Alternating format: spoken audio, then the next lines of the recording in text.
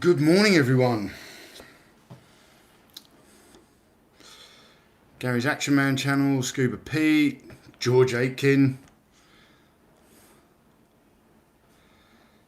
and there's an ad playing on my own video. Thanks to the wonders of modern technology, you guys are able to join me today in the studio through video and audio. What I am very pleased to say is that you only get video and audio. You don't get smell, because I just farted.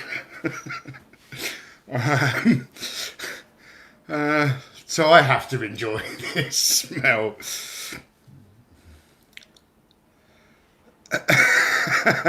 Yes, retro blasting. Maybe I can try and arrange that. We'll have a didgeridoo music instrumental during the waiting period. That would be cool. Tim, I'm still having some some internet issues. The new modem arrived, and it won't connect to what we call here the NBN, the National Broadband Network. But the benefit of I've got a technician coming around on Monday to hopefully fix it. I've known for 2 weeks that someone actually needs to come to the house and figure out what's going on. I knew it wasn't the modem, but the new modem they've given me has a SIM card in it, so that if ever the NBN fails, it just links up to like the mobile network, the local mobile network on 4G. So we don't have 5G here yet. But I'm just streaming this through my phone, and I've actually turned the Wi-Fi off, so my phone's got good signal here, so we should be fine. Laser Pants, thank you very much for the super chat. He says, just wanted to say I love the channel and what you do. Nice work, brother. Thank you very much. Gojatron says, modern Hasbro, release the hounds. Yeah, we're going to talk about modern Hasbro. I was actually undecided whether I was going to do a live stream today, which is why the patrons didn't get the opportunity to vote on a poll this week, because I literally didn't decide I was doing a live stream until less than 24 hours ago. Jody, thank you for the super chat, just cause. Yeah, so I was sort of rummaging around for ideas for a topic, and I was looking around in the studio, like I'm sort of part way through filming a review of the Black Series Snowspeeder. I had the re-release of the Kenner Ghostbusters in here. I had some Star Wars stuff. I've got some Snake Eyes figures from the G.I. Joe Classifieds line. I was like, hey, now I've actually got quite a lot of new Hasbro product, and this could be a controversial topic. So,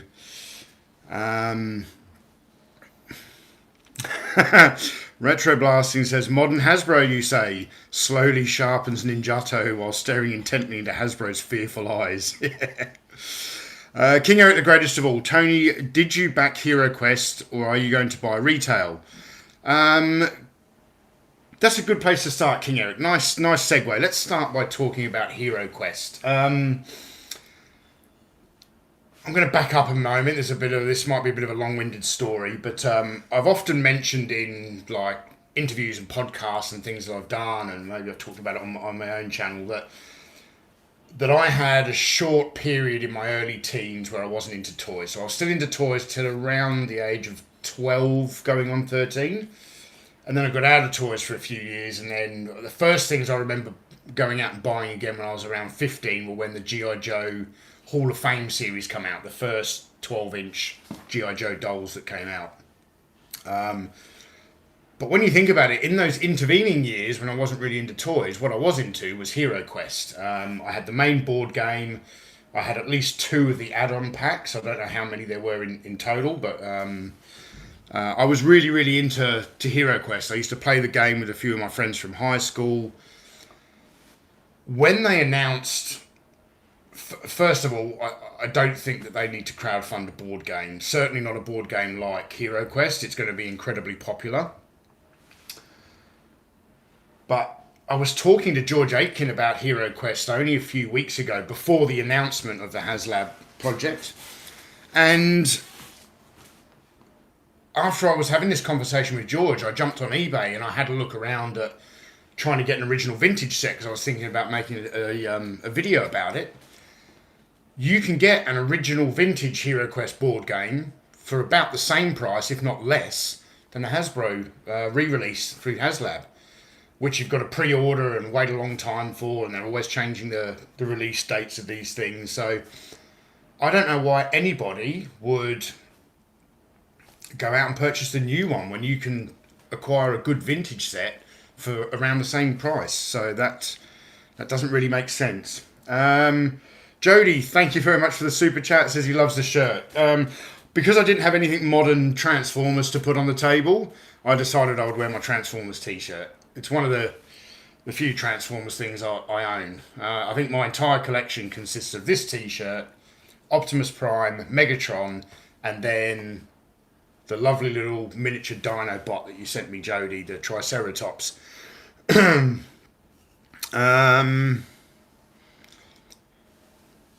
Scuba Pete is talking about you can actually find Origins in the wild. So you're talking about Mattel's Masters of the Universe Origins. From everything I've seen online, that looks like the way that you do a modern toy line right. All the reviews I've seen have been very positive. Yeah, they're not exclusive, not that I'm aware of. I have heard that the release dates of some of the newer figures, so I think we've got like Scareglow and Trapjaw coming out. I've read some comments online that they have pushed the release dates of those, but not by a lot. You know, I think people were supposed to expecting to get them early this month, and they're now getting them later into the month. So they haven't pushed them very, very far, but...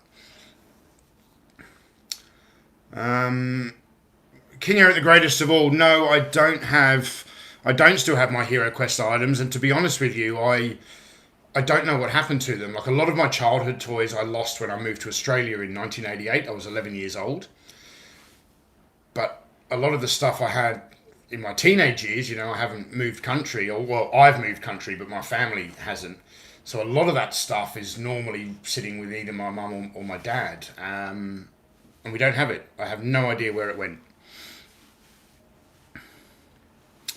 So it seems like the Motu Origins are tough to find in Canada.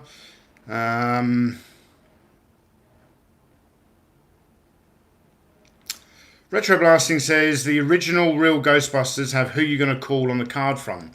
And don't these have that on there? No, they don't. It says I Ain't Afraid No Ghost. Oh, I wonder if that's because they didn't want to have to pay a license for the lyrics to the song. Interesting. I wasn't aware of that. Retro Blasting, thanks for that. When I eventually do my review of these figures, I'll have to point that out because I wasn't aware. Sal, good to see you here. Landon's Toy Reviews. I think modern Hasbro is awesome, but I love vintage toys better. Good chat, Tony. Yes, thanks. Yeah, Retro... Oh, so it was a rights issue. The very first re-releases had the phrase and then suddenly they dropped it. Yeah, interesting. So, I think I've got a small selection of Hasbro's sort of main properties on the table here. So we've got G.I. Joe, we've got Ghostbusters, we've got Star Wars. Obviously, I mentioned Transformers, that's why it's on the shirt. I suppose the other one would be like the Marvel Legends the stuff, which I don't have any of that. I'm more into collecting Mego superheroes than I am modern superheroes. Some of these lines are very good, some of them are very bad. I'm trying to think what we start talking about. Let's start with the real Ghostbusters. So with the real Ghostbusters, I picked up all four of these. I picked up the Green Ghost, even though it's actually Slimer. We all know that. Stay Puft. So basically everything that Hasbro re-released for this line, I picked up. These are one of the better re-released modern figures. Everyone knows that the Neutrona ones, like the streams on the Ghostbusters weapon in the original line, were very fragile. This is made from a slightly different plastic. This has actually got a bit of bend and flex to it. This is not going to snap like a spaghetti noodle, so that's an improvement. There's also a bit of flex in the brackets that hold the weapons onto their arms and onto the backpacks. The plastic is a little bit more pliable. It's not quite so brittle, so it's not going to break. So that's a positive. The figures are pretty much dead on to the originals. Nice paintwork. There's only really one thing I can fault with these. As re-releases, like I think there was a lot of faults with the original figures. As I said, I collected all 4 of the Ghostbusters because I have an original Peter Venkman. That is why this Venkman is still on the card. So I've kept a carded example for use in the video, and I've got the original here. I will eventually take him out so I can compare the two. This is a very, very nice condition vintage original. Really, really tight joints. And that's the one thing that is disappointing with this line. Egon's, certainly one of his left leg here is quite floppy. So on the originals, you see the head turns? Lay that down because that's an original accessory. I don't want that to break. Egon's head, I can't get it to turn. I don't know whether I need to get a bit of heat into there, but it's one of those, I apply a little bit of pressure and I'm scared to go any further because I think the head's going to snap off. So they're not perfect. They look great, but there are some, I suppose, quality issues.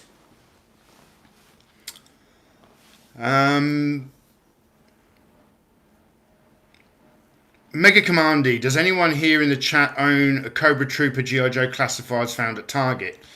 I certainly don't. I'm not collecting the Classifieds line. Again, that's like an army builder type figure, so it doesn't matter what line it's in, it's always going to be popular because, you know, when you take a character like Duke, he was an individual character, people only need one of those. Maybe they want 2, like a loose and a boxed example. But then when you take the Cobra Troopers, I mean, first of all, they're exclusive, but then, you know, people want to collect half a dozen to make a squad of Cobra Troopers of those, so.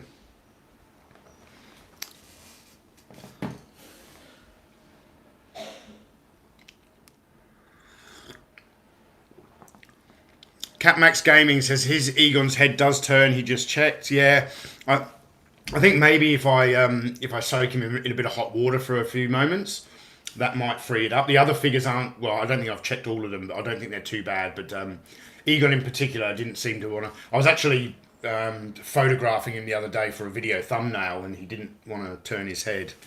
So. Retroblasting says army building with modern toys is like setting your retirement money on fire. Yes, very much so.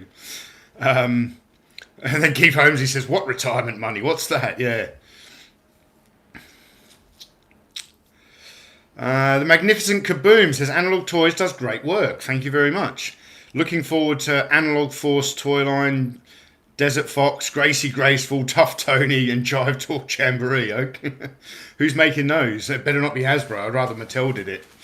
Or someone like Boss Fight Studios. I need to actually get hold of some Boss Fight Studios figures. From what I see online, they look amazing. I'd really like to get some of the Zorro or the Flash Gordon ones. But lots of comments on the T-shirt. Thank you very much. Boba Hicks says, how's the Black Series addiction going, Tony? It's going. I picked up Bosk the other day when I went down to Perth. The only non-Empire Strikes Back figure I own was a donation to the channel. I think it was in the last live stream. I got a Sand Trooper from the first Star Wars movie. I'm not going to say A New Hope because it's just Star Wars. Yeah, so it's expanding, and I'm currently kind of halfway through production on a review of the 6-inch Black Series Snowspeeder. I've also got at the back here the AT-AT driver that was donated to the channel. I took him off the card. I take them all off the card. Boba Fett just arrived the other day. I've had him off the card already to examine him, and I just popped him back in the card just to have a packaging example on the table. But he's that card's already cut open. He's going to go with the rest of my Empire Strikes Back figures. So I suppose while we're on that topic, the 6-inch Black Series, that is one line that maybe there was a bit of a rocky road to begin with Hasbro, but that's one line that I now think they are doing very, very well. I'm still not a fan of all the exclusives that they do, you know, the Amazon exclusives and things like that. But, you know, when you can produce a figure as awesome as the Rebel Soldier in his Hoth battle gear, you're doing something right. That is a great figure. I love that. I have 2 in the collection now. I'm potentially going to get a couple more.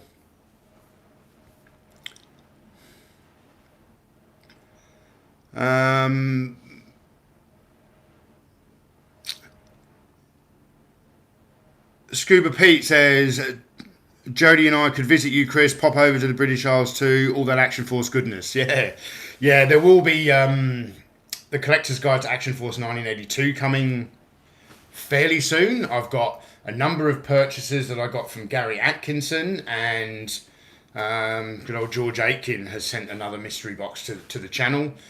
Unfortunately, they both arrived in Australia more than 2 weeks ago. I think Gary's arrived like 3 weeks ago, and George's about 2 weeks ago. Arrived in Perth, and it's just been sitting in customs. You know, it's been in customs waiting for clearance longer than it took to actually travel from the United Kingdom to Australia. So I'm getting frustrated. Hugh, no, I don't have a flag aircraft carrier as yet.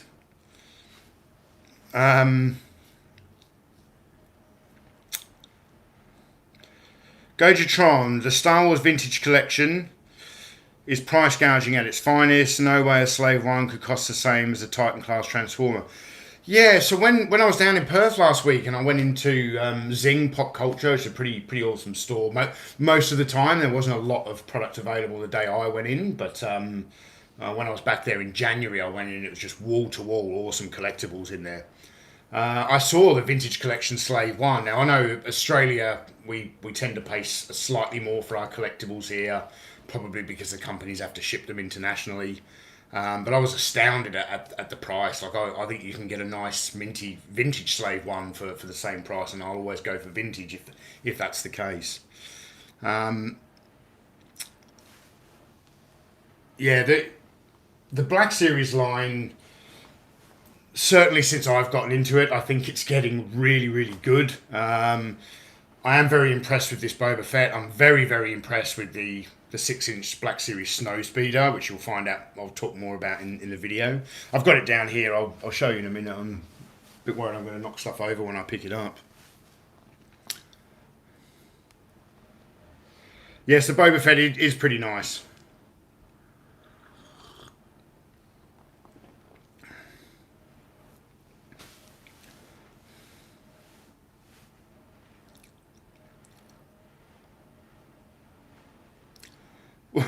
What's that, Scuba Pete? Why is Tony moving Hoff Michael to the back? I don't know. I get worried when I sit the figures at the front of the table there that if I bump the table, they're going to fall off. I suppose while we're talking about Star Wars, we need to talk about the retro collection. So I have here the exclusive. Was it an exclusive figure? The one under, so we got 6 re-released figures in the second wave, Empire Strikes Back wave, and then we got this one unreleased figure.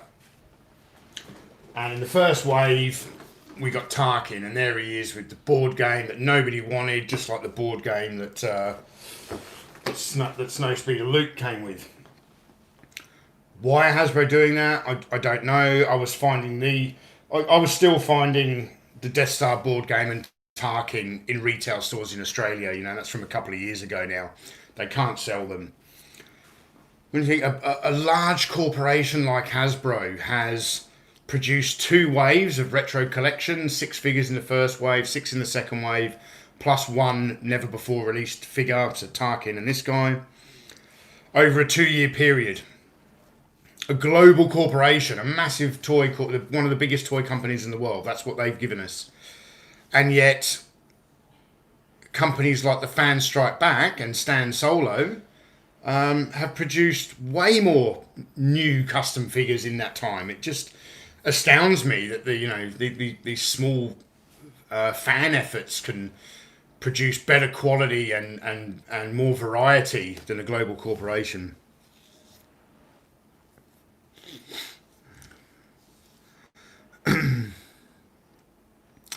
John Baldry's got a question for me. He says, Tony, are you fairly new to modern? I'm fairly new to collecting modern. It's kind of really, I've started picking up a few things. I don't know if it's because, I don't know why I've started collecting modern, really. I always said I never would.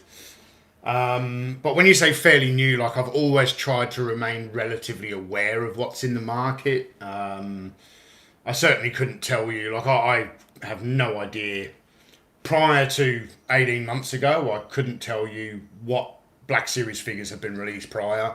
I remember seeing a few of them when they very first came out. I think we had an X-Wing pilot, Luke, maybe in the first one or two waves. And I didn't like the look of that figure at all, which is why I never got into it in the first place.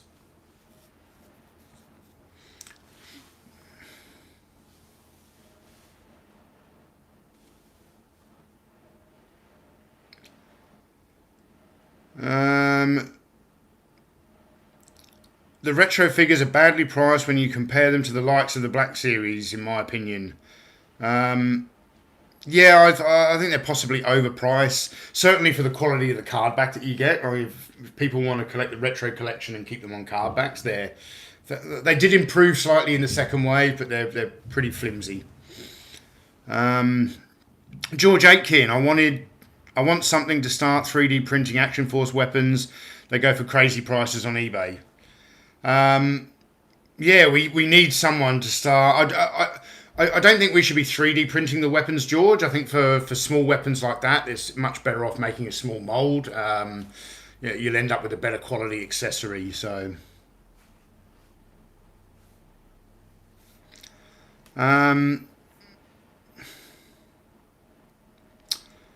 God, this year especially has been nuts for modern updates of 80s figures, G.I. Joe, Master of the Universe, TMNT, Ghostbusters. What a weird but amazing year to be an old fan. I don't know if it's been a weird but amazing year. I think it's been a weird but a frustrating year. I was watching a video just this morning. Well, actually, it was a replay of someone's live stream where they were talking about the Razor Crest. I think Hasbro have put some more media out there about the Razor Crest. And a lot of people disappointed there. I think they tuned into some Hasbro live stream where they're expecting to see what the rewards were for the third tier. I'm not even quite sure how all this works. I think when they get so many backers, they throw something else in with the Razor Crest, and then get a few more backers, they throw something else in. But people seem generally frustrated and disappointed that Hasbro didn't really announce very much. Yeah. Tony, did you see the Valorverse 6-inch Action Force figures that are on pre-order? Yeah, I've seen a couple of them. They don't really appeal to me. Hasbro and Mattel are devoted to making childhood fun. I think Mattel is. Hasbro is devoted to getting money out of your wallet. There's actually not that much Hasbro product out there that I actually think is really aimed at kids anymore. So I don't know how Hasbro are making childhood fun, but that's just my thoughts. Retroblasting says, generally with modern Hasbro, I have to focus on a core from each line to limit my frustration finding them. Example, only Empire Strikes Black series or only Marvel Cinematic Universe late release Legends.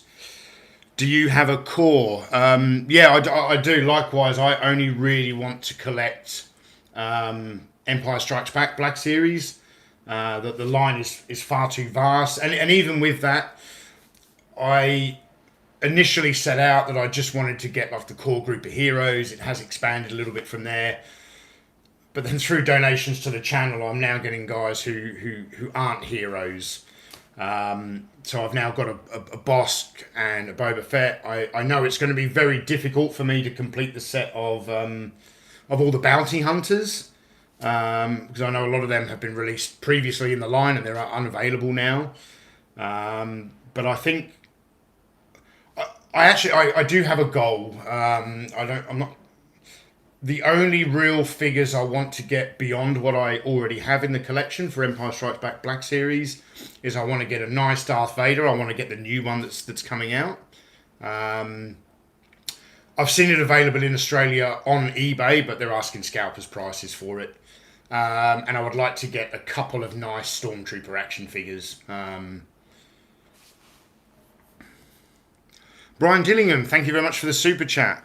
What previous toy line do you want to see re-released that has not been done?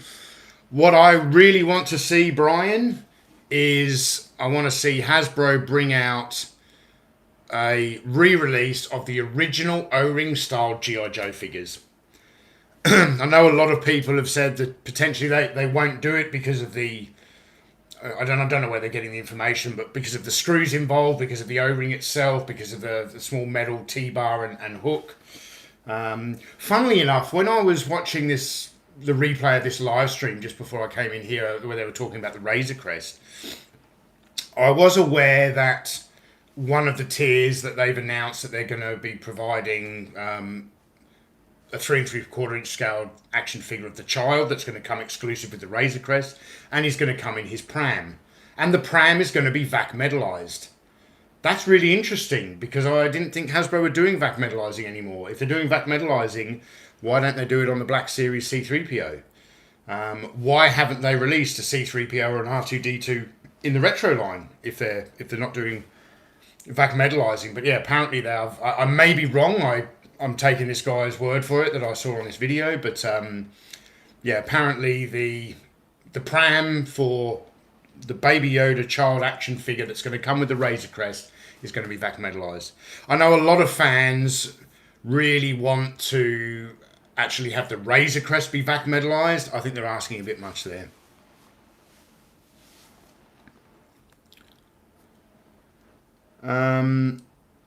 There's a lot of talk about the 99 stickers on Retro Blasting's flag. What's going on?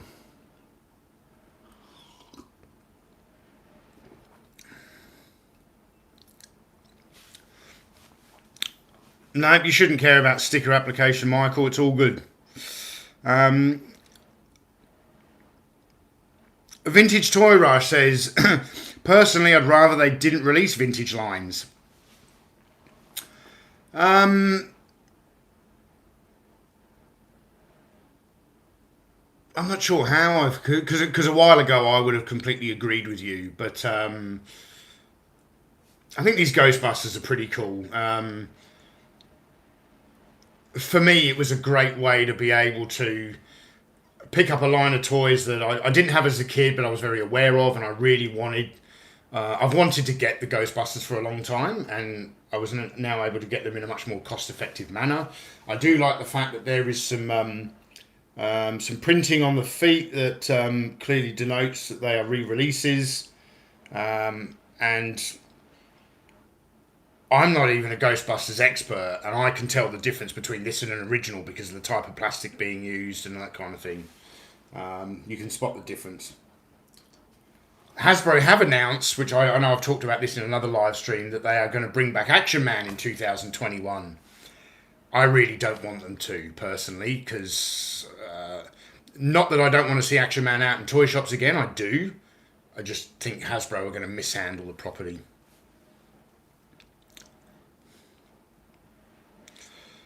George Aitken says the problem is retro toys are expensive to buy. Well, I agree with what you're saying, George. Retro toys, vintage toys are expensive to buy, but some of the new figures, like particularly we got to talk about the G.I. Joe Classifieds line, where every single thing is an exclusive to different stores, etc., etc. They are becoming so difficult to find now that it's easier to go on eBay and get a vintage Beachhead figure or a Cobra Trooper figure than it is to get the modern re-release. It gets very frustrating for collectors. I'm sorry.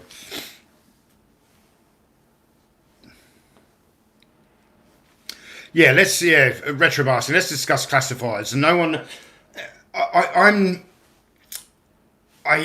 can't take everything that I read. Well, first of all, you can't take everything you read on Facebook and social media as gospel anyway, because it's social media. But the comments I read are on the few select toy groups that I'm still a part of. So I can't take that exactly as gospel, because there are a number of toy groups that I'm no longer a part of. And those toy groups tend to believe that they are the majority, even though I don't think they are. But yeah, with the G.I. Joe Classifieds line, so this was a very kind donation to the channel, this Snake Eyes. The first announcement, because I was really looking forward to a 6-inch line of G.I. Joe. I'd been actually asking for it for a couple of years before the first announcement. And when the first figure was announced, it was an exclusive Hasbro Pulse Deluxe. I don't know how many more different limited edition words you can throw in there. And I did really like the look of it. And probably without thinking too much, I reached out to a friend of mine in the States and asked him to pre-order it for me. Turned up today. I'm not going to get it out. I've got the big, heavy, pointless box. Everyone talks about how amazing the packaging is. It looks very nice, but it doesn't display very well. You know, it's a black box with some gloss on it and some embossing. Then when you open it up, it's weird, because the faces on here. I'm not going to open this up because there's the paper poster inside. But when you look at the faces on here, it either goes this way or this way. I'm not sure. It goes that way. But then when you open it up, the figure's in there like that. So if you want to display it, you've got to display it with the faces laying sideways. It's just bizarre. The figure itself, while it looks cool, I'm very, very disappointed. He is incredibly loose at the torso. He's incredibly loose at the head.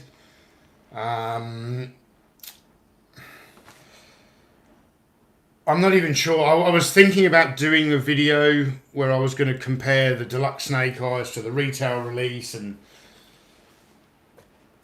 it's not going to be a very complimentary video, I don't think. I've got a few good things to say, but I've got a lot of bad things to say about this particular figure. So rather than being completely negative, I might just not bother making a video about it.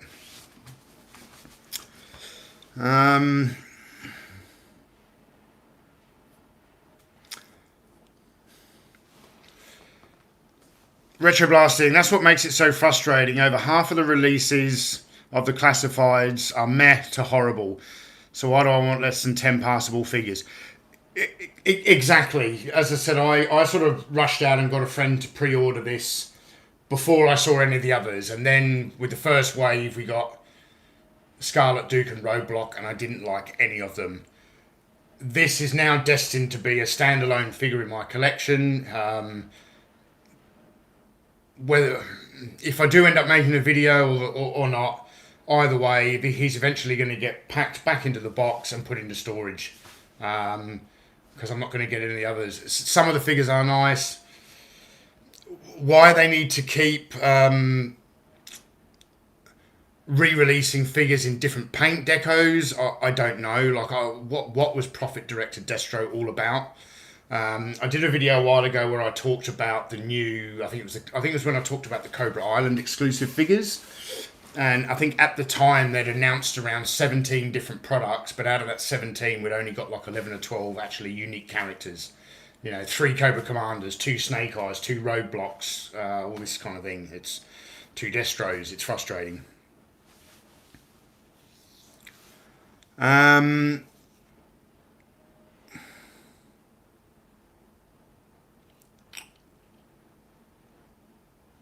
Unstoppable build. So I'm going to post a new video soon, so you and Michael from Retro Blasting should check it out. Okay.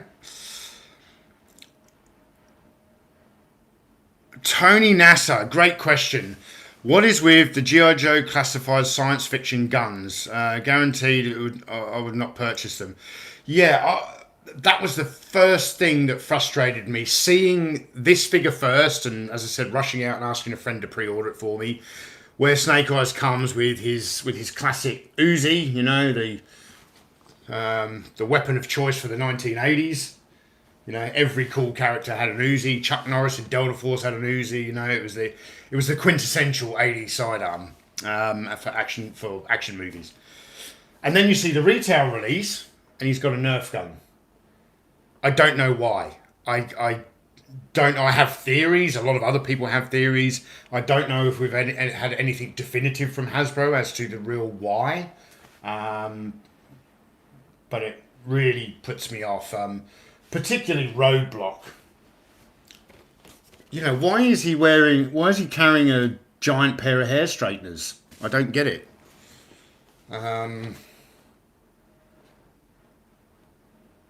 Yeah. Yeah, I completely agree with retroblasting here. I'm not going to start collecting a line, and let me tell you, one was a donation, one was a purchase. Purchasing one item does not make for a collection. So I'm not collecting G.I. Joe Classified, because why do I want to get into collecting a line where less than half of the figures I actually like?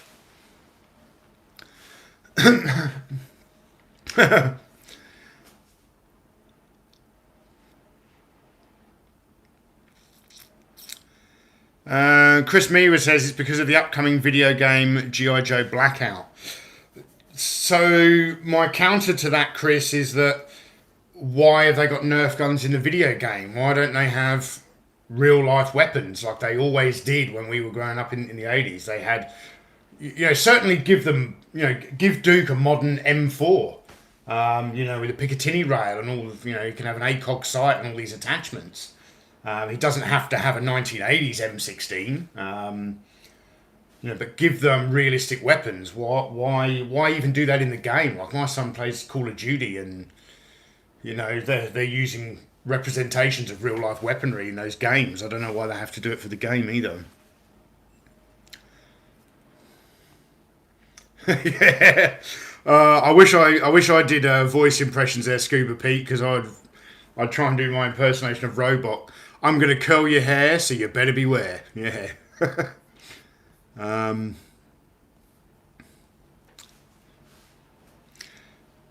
Yes. Guns bad, exclusives good, says the Hasbro CEO. Yeah. As a matter of fact, so this is another Hasbro product. I've made a video about this guy. His weapon looks more realistic, more real-world accurate than the majority of what you're getting in the G.I. Joe Classifieds line. So does his, as a matter of fact. Now I think about it. Han Solo's blaster looks more realistic than what you get in the G.I. Joe Classifieds line. And this was from a galaxy far, far away.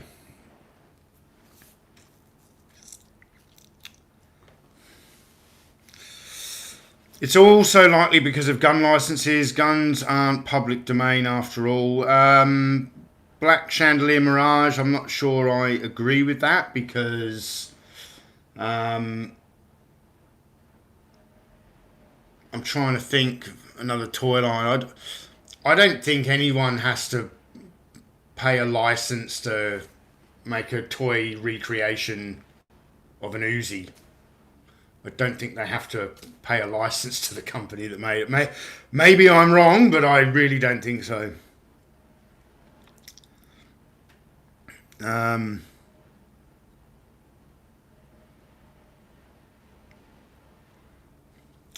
George Aitken, ironic that sci-fi Star Wars weapons are more realistic than a modern military range. Yeah, completely agree.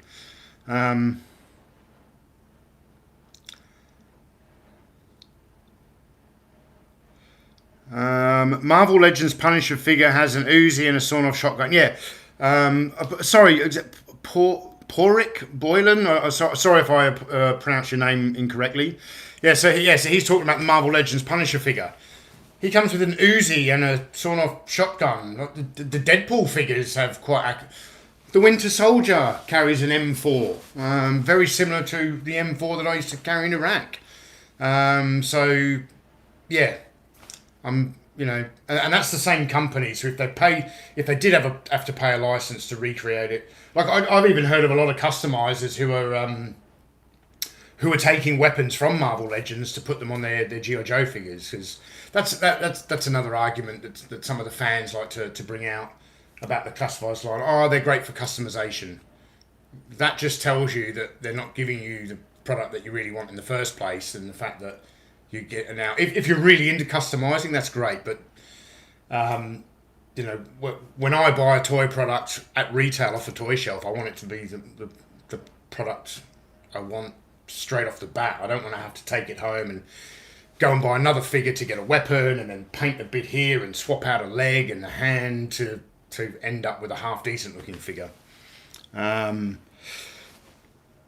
if you are doing that and you do want your roadblock to have old Marduce, the old Browning 50 caliber machine gun, there was a 50 caliber machine gun available on a tripod in Coleco's Rambo toy line from the late 80s or mid 80s. That is a pretty good scale representation. I've heard a lot of people have tracked down an old Coleco Rambo 50 cal and given it to roadblock. So just a tip if you do want to do that.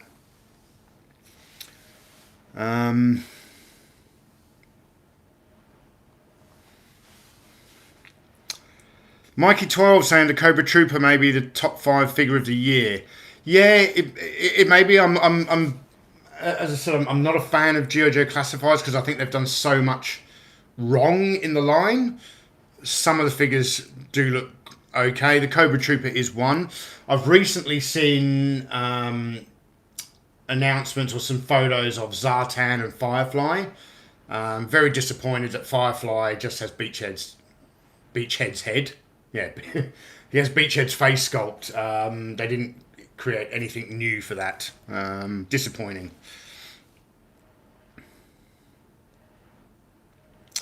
Stiff Kittens Reviews still can't believe that Rambo got a cartoon. Yep, and I still can't believe that Rambo and the Force of Freedom themed wrestling was popular in South America. Definitely check that out on YouTube if you haven't before. It's awesome. Cobra Enemy Trooper, the action figure equivalent of crystal meth for 30% of the toy collecting population. Exactly.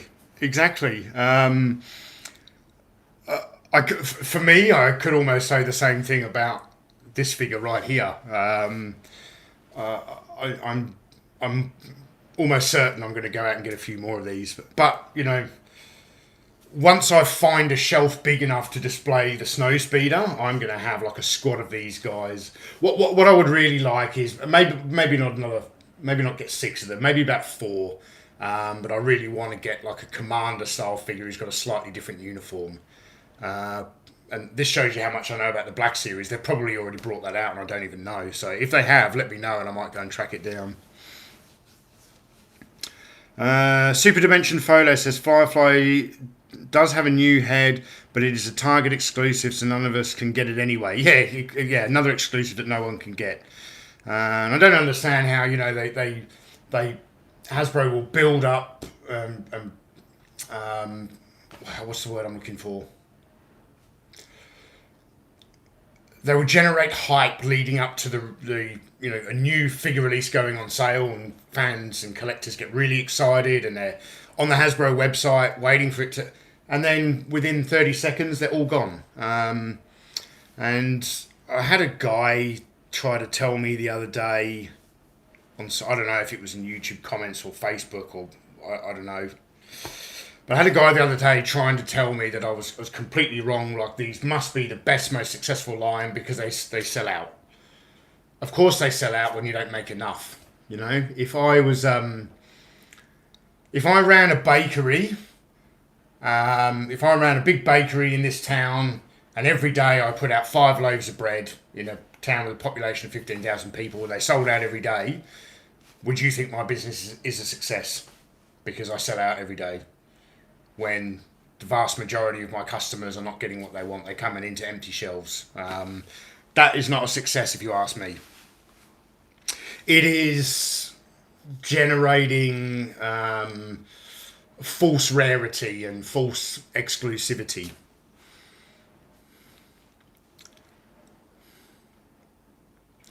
Brian Dillingham would like to see a RAM cycle for the G.I. Joe 6-inch line. I would like to see that too, Brian, if they were going to make it somewhat resemble the original. It won't. It'll be all futuristic. Probably have a super soaker rather than a Gatling cannon on the side. It'll have a big super soaker, and It'll probably fire a Nerf dart is what it'll do. Mike Leeton is thanking me for the analogy. Oh, the bakery thing. Yeah, sorry. I probably could have come up with something better, but... Tony Nasser, do you have any loaves of bread left? I've got half a loaf in the kitchen. I'm going to have some bacon and eggs on toast after this. Black Chandelier Mirage. Imagine a flag aircraft carrier for the classifieds line. In a previous live stream, I think it was Keith Holmesley was talking about, imagine a Black Series 6-inch scaled AT-AT. It would be as big as a camel. God, how big would a flag be for the classifieds line? Damn. Yes, Tim Hayes, bacon and eggs with toast does sound good. I'm looking forward to it. Toridan Robo says, anything mask related? Hasbro aren't doing anything mask at the moment, but they have announced plans to bring masks back in 2021. I believe I'm right when I say that. When I saw the announcement about them bringing back Action Man, I'm sure they said they were going to bring back Mask as well. And I'm concerned what they're going to do with that franchise. Very concerned. Jody, thank you very much for the super chat. Top 5 worst Hasbro recent vintage re-releases so far. Ooh, only 5, Jody. Vintage re-release. Well, actually, that's kind of tough, Jody, because actual re-releases, all I can really think of is the Retro Collection and the Ghostbusters, because these are newly designed figures. But if that's what you mean, you know, bringing back an old property, I would say most of my top 5 are going to be G.I. Joe figures. It's going to be Roadblock. I wasn't a fan of Beachhead. A lot of other people were. I was not a fan. Being an ex-military guy who actually wore a beret and seeing the beret accessory on his head, it doesn't sit right. It doesn't look right. I don't like the weaponry.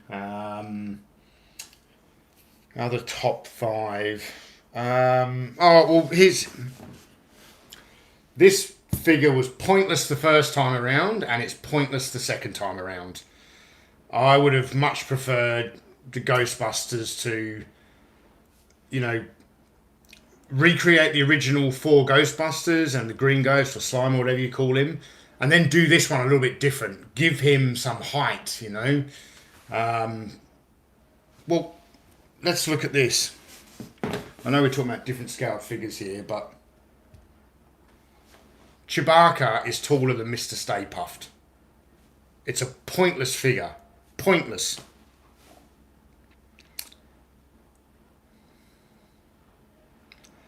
Kyle says, I've actually seen pics of military units wearing a beret and a balaclava at the same time, so maybe beach it. Kyle, I'm not talking about him wearing a balaclava and a beret at the same time. That's not what I'm saying. I'm saying that the actual beret does not sit correctly on his head. It's not shaped correctly. Scuba Pete, what did you do, Tony? We used to roast him. Yeah. That's all it's good for. You know, I wish it was made of real marshmallow. I would just roast it on a campfire. Anyway.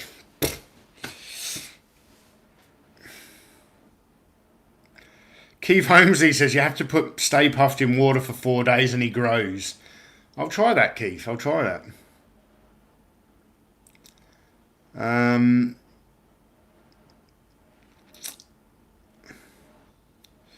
Mark Keogh says his is Duke #1. Mark, are you talking about Duke #1 for the worst figure? I thought Scarlet was pretty bad as well. The Red Ninja, I think, is a pointless figure. Yeah, it looks like an android ninja. It's Gen X Toys, Jody saying, nailed it. We need a proper scaled Stay Puft. So far, the only one is that stupid plush. The stupid big plush Mr. Stay Puft.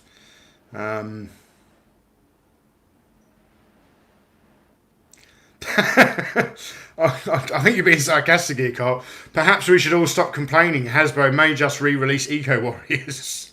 Yeah, because that's what we all need.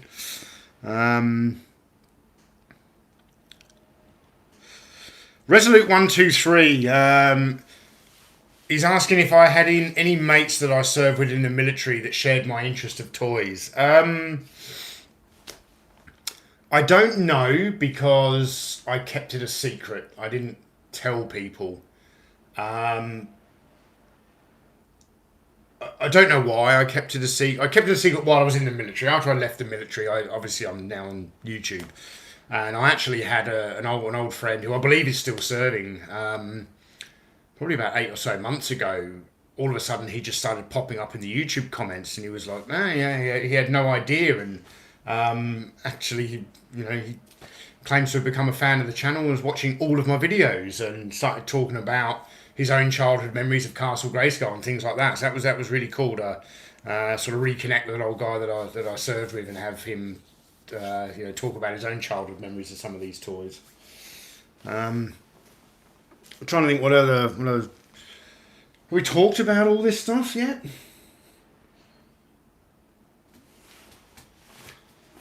This is a Hasbro product that I really like. I'd like to get a Stormtrooper helmet as well. I know they did a Stormtrooper helmet. Maybe it was for Rogue One. Never picked it up at the time, and now the prices have gone up. But I do particularly like this. This is kind of cool, and I'm tempted to get a few more. Definitely a Stormtrooper one would be the one I would get first. Possibly a Darth Vader one as well. I do like them. Kyle says Tony is helping toy collecting to become more acceptable to the mainstream. Thank you for that, but I'm not sure how. The mainstream, like I'm a pretty small fry YouTube channel. Can you elaborate on what you mean? I don't know how.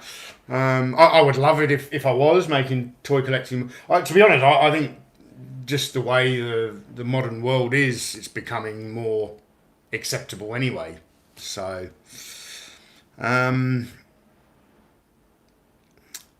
Sneezy Ben 777. What is your favourite vehicle from any toy line? Oh, that's a tough one. I've got a favourite G.I. Joe vehicle. I've got a favourite Star Wars vehicle. I've got a favourite Action Man vehicle. I do particularly like the Tomahawk helicopter from G.I. Joe. I think that's very, very cool. I love the Desert Convoy truck from the Indiana Jones line. I love the Robo Skull from Action Force. I also like the Sea Lion and the ATC. I really like the Land Rover from the Action Man line from the 70s. A toy that I've never owned even in childhood or today, but I do really like, also from G.I. Joe, is the Killer Whale. I would love to get a Killer Whale.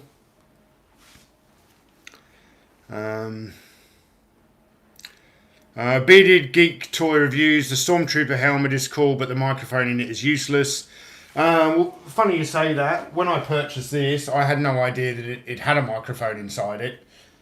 It's not something I'm actually going to wear and use anyway. Well, I say wear, I mean I've put it on for a couple of videos. I just like to display it, and even if I'm not into cosplay, but if I did wear that for cosplay, I would just talk normally. I wouldn't use the microphone. So if the microphone is junk in the Stormtrooper helmet, I don't really care. It's all good. George Aitken, he has a couple of killer whales, but they're in bad condition. George, Gary's just picked up another one recently. I think he's got a few, and possibly have to see how my funds go. I may be looking at getting a whale from him in the future. Bob B says, would you consider collecting the vintage collection? No. I collect vintage Star Wars. One of the reasons I like collecting Black Series, even though I'm not really into modern, is it's a scale that was not available back in those days, and I like the added detail in this larger scale. They make for a very nice display. But I'm not going to collect modern 3 3/4 inch figures when I'm still trying to complete the collection of the original vintage 3 3/4 inch figures. So nothing against anyone who does. Like for people who do, I think that's quite a good line, a nice line. But it's a very vast line as well, and I think I would struggle to keep up. It's probably in a way almost easier to just focus on the vintage because there's no new stuff you've got to scramble out and get. You just keep slowly over the years acquiring more and more and more. That was, it was definitive. Vintage Star Wars toys were 1978 to 85, is it? And there was nothing beyond that, not until the 90s. So that's my wheelhouse. I'm staying there.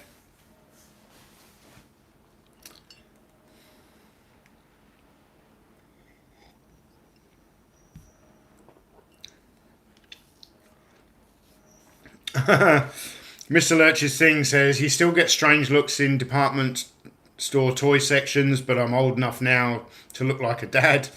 I don't know if I did a written interview with Fantatrax a few weeks ago, and one of the questions he asked was, am I embarrassed to walk in toy aisles or toy stores as an adult? I haven't been for a long time, and I don't know if people look at me funny because I don't really pay attention to it. I don't care. Let me put it this way: I'm a quite confident man, and I will challenge anyone who wants to call me a nerd because I'm not a nerd. I happen to enjoy things that I've said this before. I consider toys to be modern pop art. I don't know how that makes me nerdy. I consider myself the curator of an art gallery. Yeah.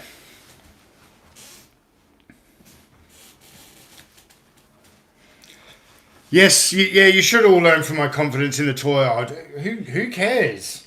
Who cares? Just go into a toy aisle, have a look at the toys, and and if there's only one figure left and you want it and a kid's reaching for it, just push that kid out of the way. No, I'm joking. Don't do that to kids. Always let the kid get in there first. Jody says he's not a nerd, he's a geek and proud of it. I'm glad you're proud of it, Jody. I don't consider myself a nerd or a geek. I'm a normal guy with what I think is a quite interesting hobby. Let me put it this way. I've had some people over the years, more so in the last couple of years, now that I do YouTube, I don't really keep the toy collecting as much of a secret anymore. And people may be inclined to think a certain way, but then if they ever actually come to the house and get to see the collection, their opinion completely changes. Completely changes. They appreciate the time and effort that goes into curating and displaying a collection like that. So,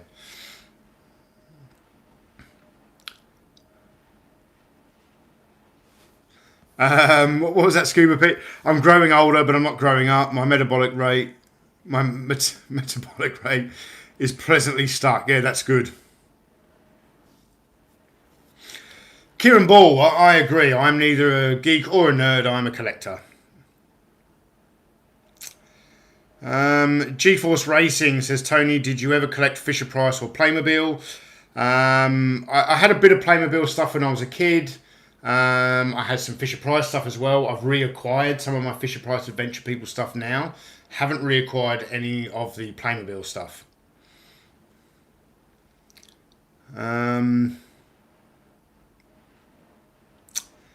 Are you going to pick up the new carbon freezing chamber?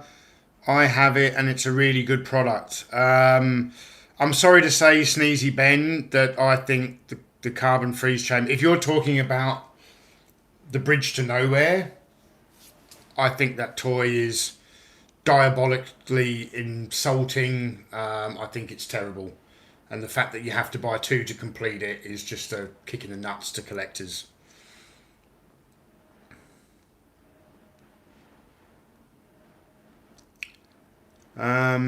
There's now a Playmobil BTW event. Sorry, what's BTW, Jody? Oh, back. Do you mean BTF, Back to the Future, with a really decent clock tower backdrop? Okay. Gary's Action Man channel says if you grow out of toys, you've grown out of life. Maybe. It's a very bold statement. Brick Mantooth is in the house, is he? Where is he? Ah, Brick Mantooth. Here you are. Hello. I have a mystery box here from Brick Mantooth. How long have we been going for? 59 minutes. Wow, it's time's flown by today.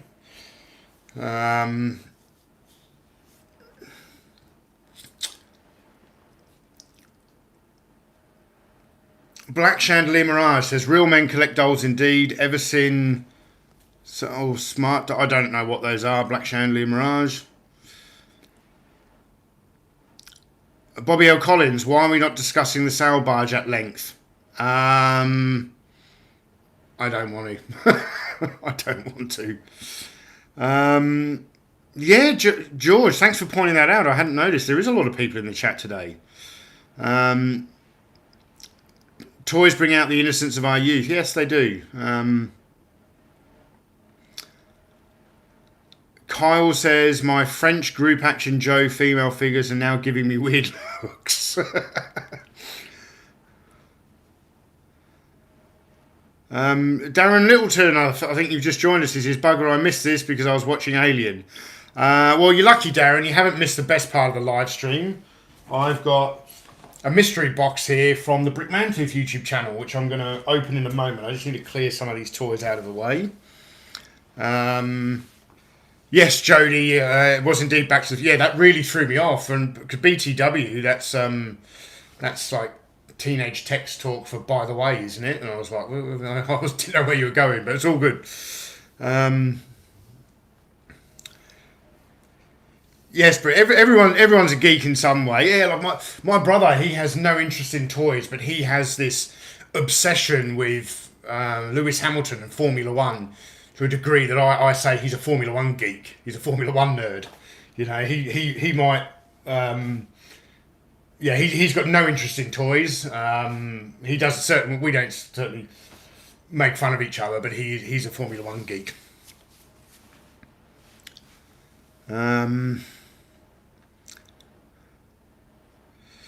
Great video, Chris. Liverpool had all these figures as a kid. Wish I could still find them. Yep. Michael Schaefer, you love Formula One as well. Yeah, I'm not. I'm not even into cars, let alone Formula One. Never really been interested in cars. I used to joke in my early years when I'd have friends sort of try and talk to me about cars, and you want to be accepted by the group and they're all talking cars. I've actually, my whole life, I've been a bit of a lone wolf. I've never felt the need to be accepted by groups of any kind. But yeah, in my 20s, if I was with a group of guys and they were all sort of talking cars and I wouldn't really be interacting with the conversation, and someone might ask me like, what's the matter, aren't you into cars? And my response would be, I wish the human race would go back to riding horses every day. That's I would love that. I would love to have a horse in a stable and have to ride a horse to work. Wouldn't that be cool? So nothing against people who are into cars. It's just not my thing. So Gojatron, I like the term pop culture enthusiast, as Retroblasting uses. I really like that term as well. Actually, I think in my Action Man documentary, I always referred to the collectors as either collectors or vintage Action Man enthusiasts. That was the term I tried to use all the way through that documentary. Yes, I am. I'm a pop culture enthusiast. You know, my main thing is toys, but I am really into movies as well. I've always been a fan of cinema. Yeah. Analog Toys, have you bought the Razor Crest? No, and I won't be. I will never be pre-ordering any. I will never be I'll never be helping any crowdfunding HasLab project. But just because I don't like the business model. But even if the Razor Crest came out as a retail release toy in stores, I would not buy it. It doesn't fit in my collection. So,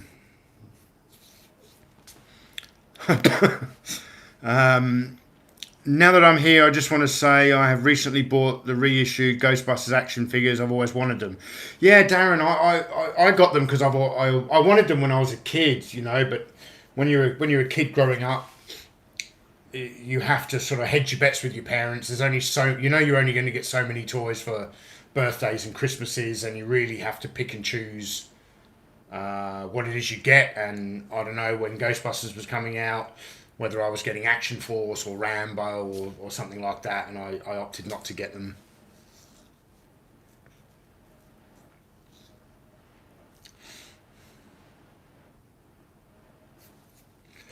Action Joe does not get enough love. No, Action Joe doesn't. There's a lot of re-releases of those toys that are coming out at the moment, which I think you can get through Cotswold Collectibles. They're really cool. Keith Samuels is saying, do I like NECA as a movie fan? I've always been very aware of NECA toys. Never really collected them. I've actually got 3 NECA action figures in the collection that I've picked up over the last sort of 6 months, which I've specifically picked up for. So I've got a Michael Myers action figure from Halloween 2 because I have an idea for a comedy skit for a Halloween video. That's why I picked him up. And then a couple of weeks ago, I did a trip to Karratha, which is the next nearest town to here. And when I say the next nearest town to here, it's 220 kilometres. It's a 2-hour drive, 2-and-a-bit-hour drive. And when I was there, I picked up a Gizmo and a Gremlin from NECA because I thought they looked amazing. And I was like, awesome, that can be a Christmas video. And I've posted a few pictures on Patreon.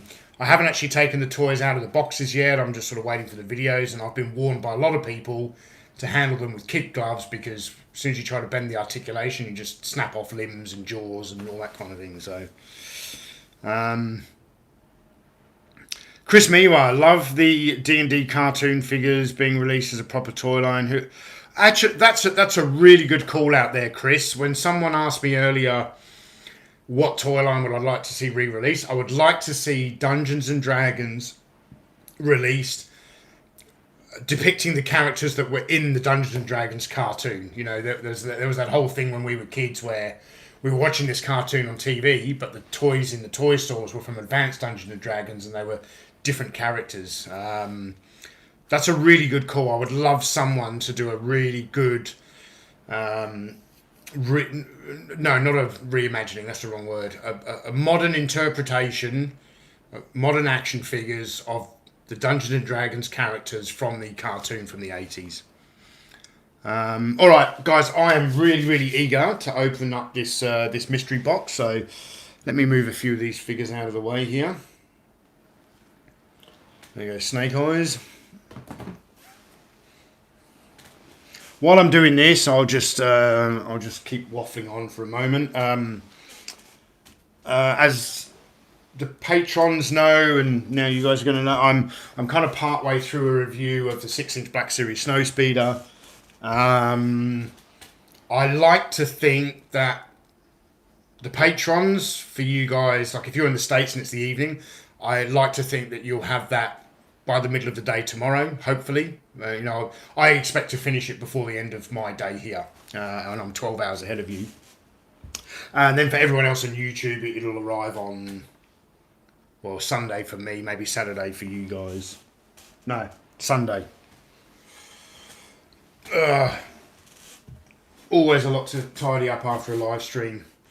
Alright, Slimer. I'm almost there.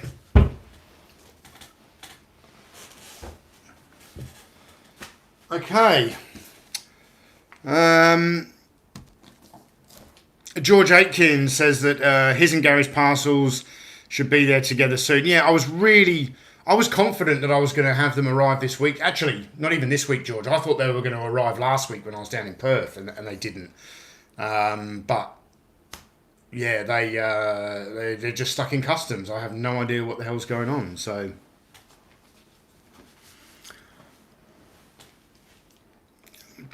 I'm not teasing you guys. I'm not teasing anyone.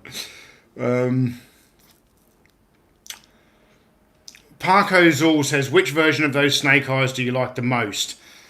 My favourite of these two snake eyes is actually when you swap a few parts and pieces and make the best one, which, if I do make a video, I'm going to show you what that is.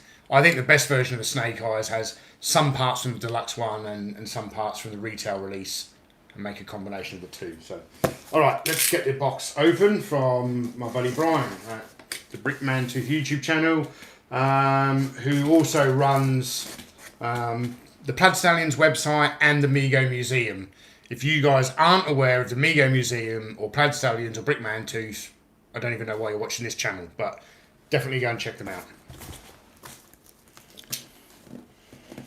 Yes, Australia Post and Customs has been nuts this year, it has. Okay, well, we have a letter here. Hey Tony, this is long overdue. Just wanted to send you over a few items to express my thanks for all your kindness and support. You reaching out when you did was incredibly well timed, as I wasn't in a terribly good place, and it really raised my spirits. Man, that's awesome, Brian. You're very welcome. For those of you who don't know what he's talking about there, I've done a couple of sort of video cast chats with the Brickman 2 YouTube channel, and I'll tell you what, man, we have to tee up another one. We have to do another one soon. Hope you enjoy some Odeon Toys products. Keep up the quality work. Cheers, Brian. Thank you very much, Brian. I really appreciate that. Well, oh, how cool. It's Brickman 2's. Of course it is. Oh, this is awesome.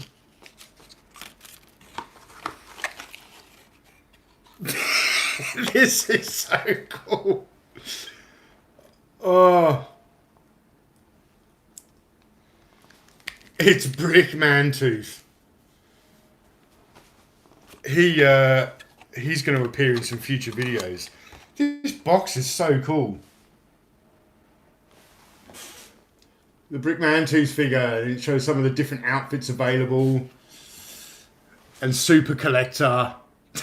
That's awesome, man.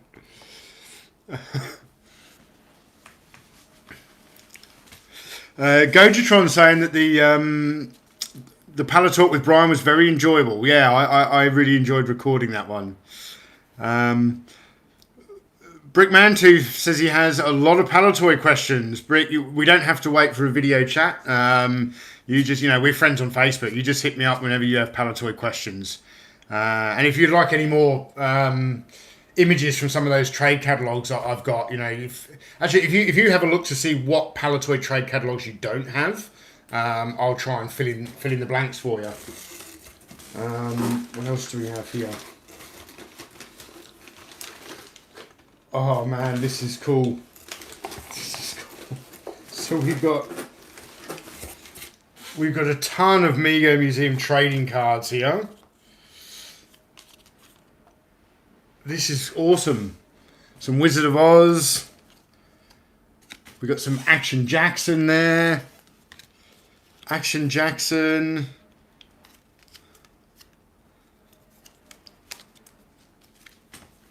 We've got the Mummy and the Wolfman. This is taking me back to my childhood. Like trading cards. Damn. I've only got one set of trading cards in my current collection. I think that came from the 30th anniversary of G.I. Joe, which was, a long 25 years ago. I collected.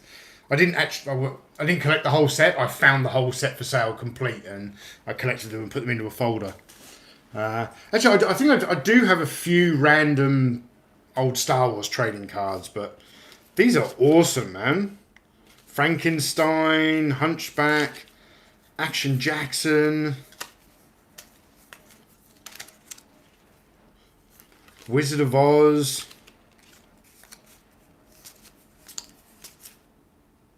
Oh. Okay, this is cool. This trading card's cool. The Black Knight. But my favourite of the whole lot, Mike Power, Atomic Man. Very nice. And we have a postcard here. Front of the card, the original catalogue models that inspired the term plaid stallions. Ah, okay. For more 70s toy love and fashion mockery, visit us at plaidstallions.com. So the front of the card is the original catalogue models that inspired the term plaid stallions. That's awesome.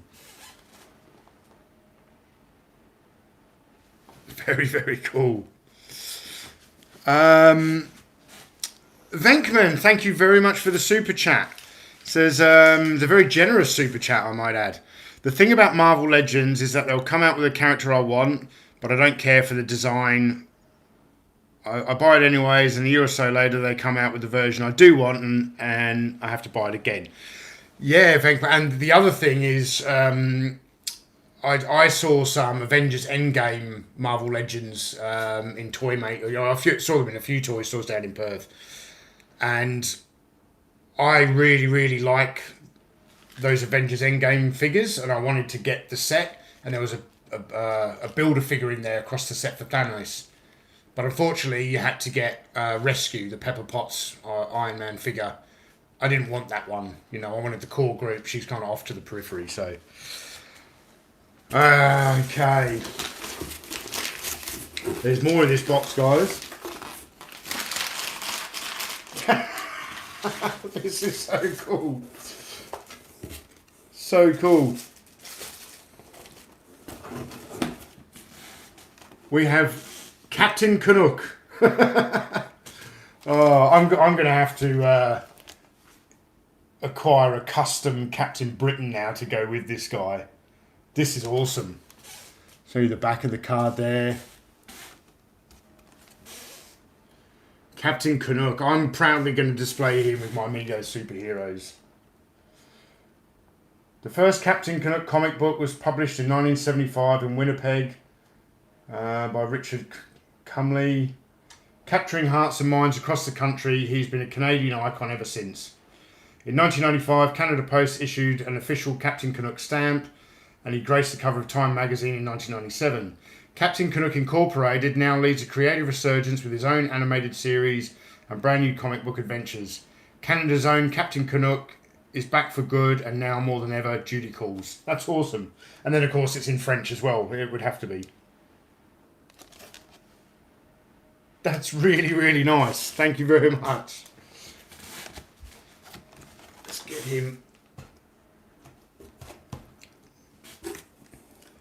Oh. So we have a spare jumpsuit, but that's not what I was eyeing at. We have a copy of Toy Ventures. This was this is a magazine that that Brian has worked very, very hard on. I know you went through a very stressful time trying to get this magazine released. I highly encourage anyone who's into the same kind of retro toys that Brian and I are. So, oh, this has got all these. So there's an article in here about all these dime store Star Trek toys. This is a beautiful magazine. I'm really going to enjoy this magazine, reading these articles, Brian.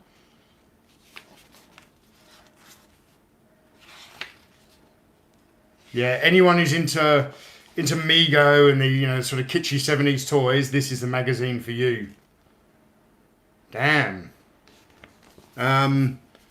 And what I'll do, because I don't know off the top of my head how people can order this magazine, what I'll do, I'll put a post on Facebook, on the Animal Toys Facebook after this, showing where you can order these magazines. Congrats, Brian. I think you did an amazing job on this, and I'm very, very pleased to have a copy of issue 1 of Toy Ventures. So, okay, Brian. So it's a quarterly magazine, and there are lots available. So, by all means, Brian, drop in the chat there, or like a link maybe where people can order it. But as I said, I will. I'll put something on the Facebook page afterwards. And Brick Mantle, I can already tell I'm going to enjoy that magazine. I want to read all the articles. It's very exciting. Yes, Michael Schaefer. You're not on Facebook. I'll definitely put it on Patreon too. Possibly even the YouTube community tab for those people who aren't on Facebook. So, all right, guys, we've been going for exactly 80 minutes now. I want to go and play with my Captain Canuck and Brick Mantooth action figure and have some bacon and eggs and finish off the Star Wars Black Series Snowspeeder review. So, thanks to everyone who joined me this morning. I've really enjoyed this live stream. I really have. I know I whinged a little bit about Hasbro, but hey, someone's got to do it. Yes, Jody, 80 minutes without freezes. Yeah. I've got a workaround going on now. Although, Jody, we're not in 1080p, we're only in 720p. That's the downside. But even still, Brick Mantooth, you don't have to thank me, man. I'm thanking you. This is awesome. And if it's okay with you, Captain Canuck and Brick Mantooth may appear in my Halloween special video. I've got this idea in my head. It'll all make sense when you see it. So, cool. All right. Everybody have a great weekend.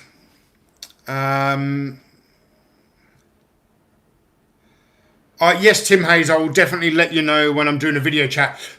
Most likely, Tim, I'll be doing an exclusive Skype chat for the Patreons probably next Thursday night, but let me confirm once the technicians come round on Monday and hopefully fix the internet. But I will definitely let you know, Tim. I haven't forgotten about that. I'll let you know when I announce it.